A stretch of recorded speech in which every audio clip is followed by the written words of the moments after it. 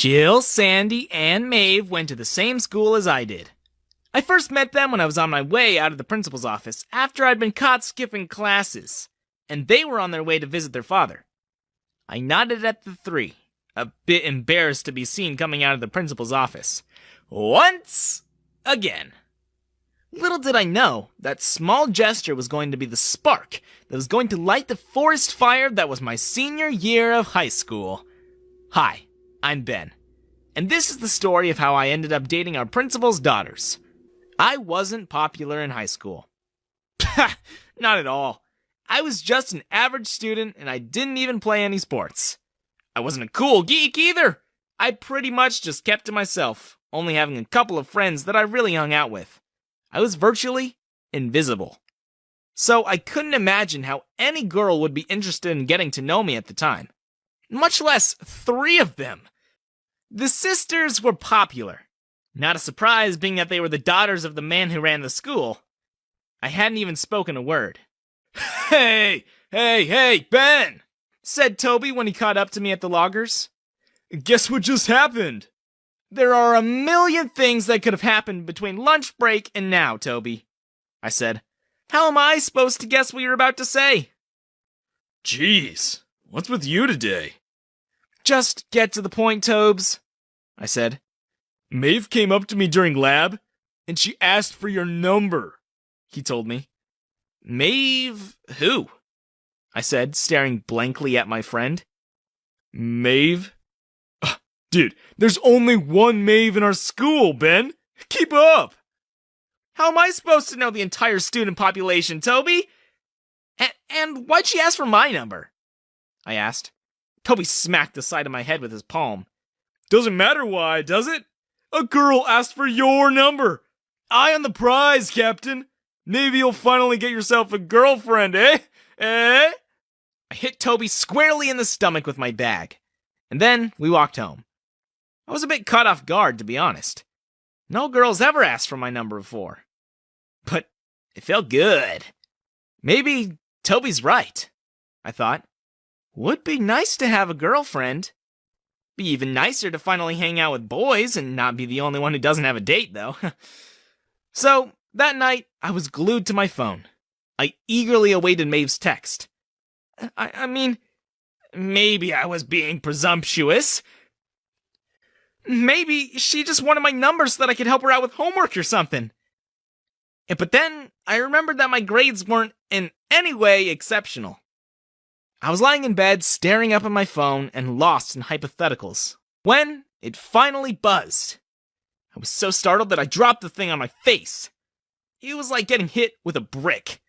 As I rubbed my nose and shook the pain away, I squinted at the notification. It was Maeve. Hi, said her message. Hi, I said back. Got your number from Toby. Hope I didn't wake you.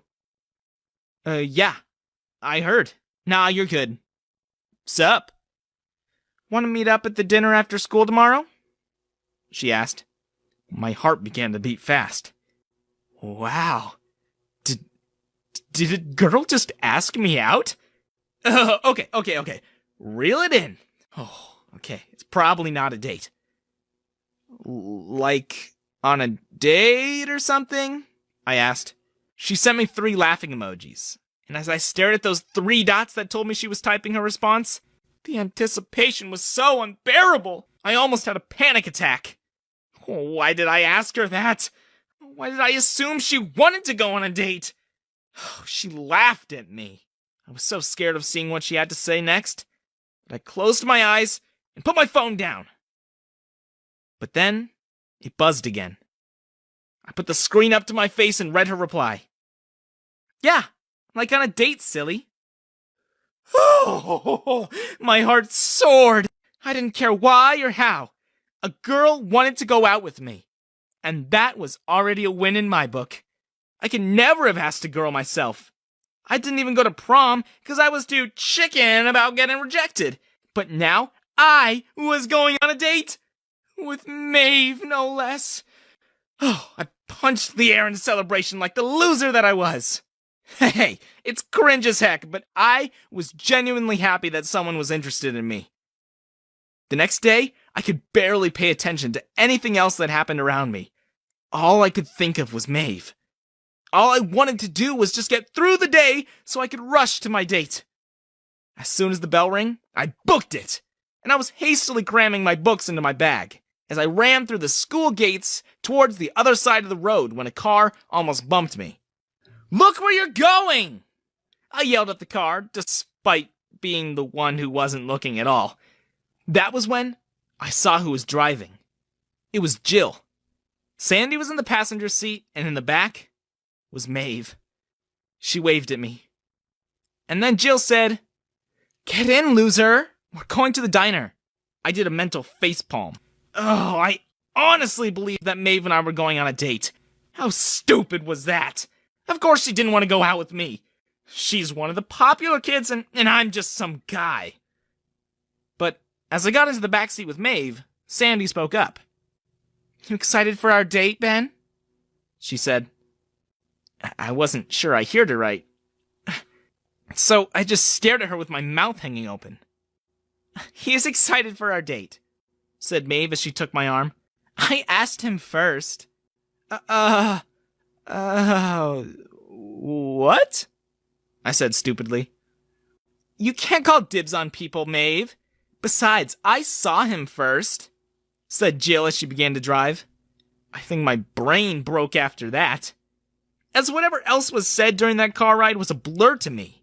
The next time I regained consciousness, I was already seated in one of the diner's booths, and Jill was clicking her fingers in front of my face. Hey, she said. "Hey, Ben! Earth to Ben! You in there?" Yeah, sorry, I said as I heard the Windows startup sound as my brain booted back up. "Thought we lost you there, bud," said Jill. "What do you want to get, hon?" said the waitress, who was violently chewing on her gum as she impatiently waited to jot down my order. Just a burger, thanks," I said, smiling at her. "Oh, and OJ." The girls got triple-deckers.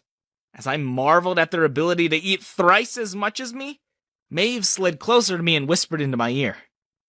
"So, who would you rather have as a girlfriend? Me, Sandy, or Jill?" she asked. I proceeded to choke on my burger. And if Jill hadn't struck me solidly in the back, I imagine I would have died right there. As I sputtered and struggled to down my entire glass of orange juice, I said to Maeve, "Sorry, what? Who'd you rather date between the three of us?" she asked again. I could hardly believe my ears. And turned out, the words that came out of my mouth in response were even more unbelievable.